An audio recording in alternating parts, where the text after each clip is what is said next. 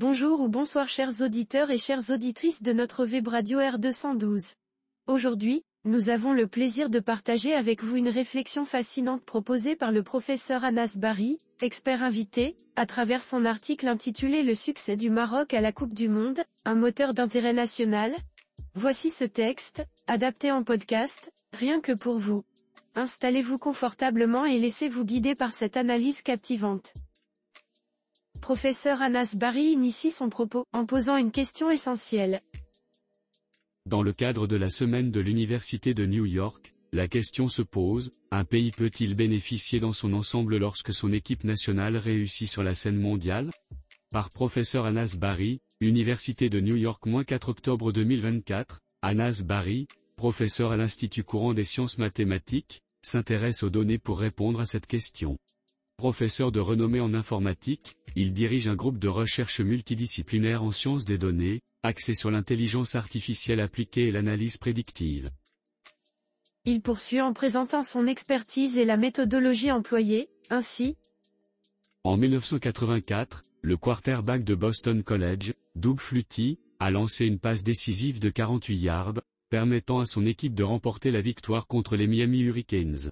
Cet événement historique est devenu un outil marketing pour l'université, illustrant l'effet Flutie, qui postule que le succès athlétique peut augmenter le nombre de candidatures.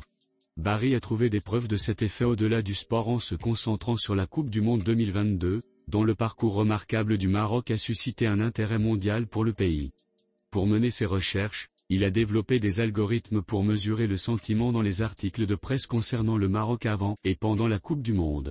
Les résultats ont montré que le sentiment était presque neutre avant le tournoi, mais qu'il a augmenté de 150% pendant celui-ci. Bien que cette attention positive ait été attendue en raison des performances de l'équipe, Bari s'est demandé si cela avait eu un impact au-delà du terrain.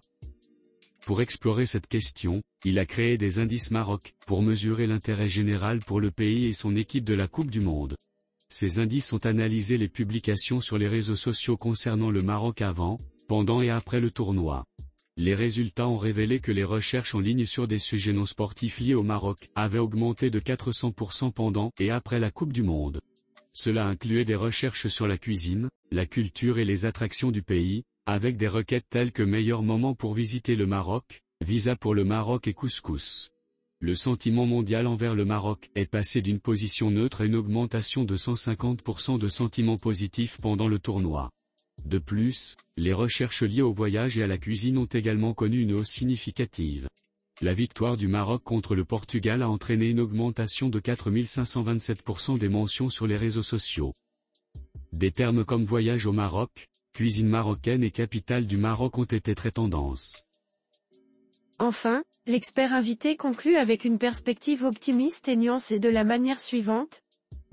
Le succès du Maroc à la Coupe du Monde a donc généré un intérêt pour le pays, au-delà du sport et a peut-être influencé la décision de la FIFA de confier au Maroc l'organisation de la Coupe du Monde 2030.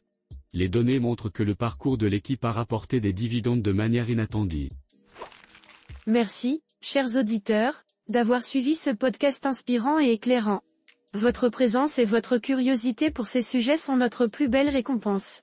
N'hésitez pas à partager vos réflexions et à rester connectés pour de nouvelles découvertes. À très bientôt sur R212, avec toute notre gratitude.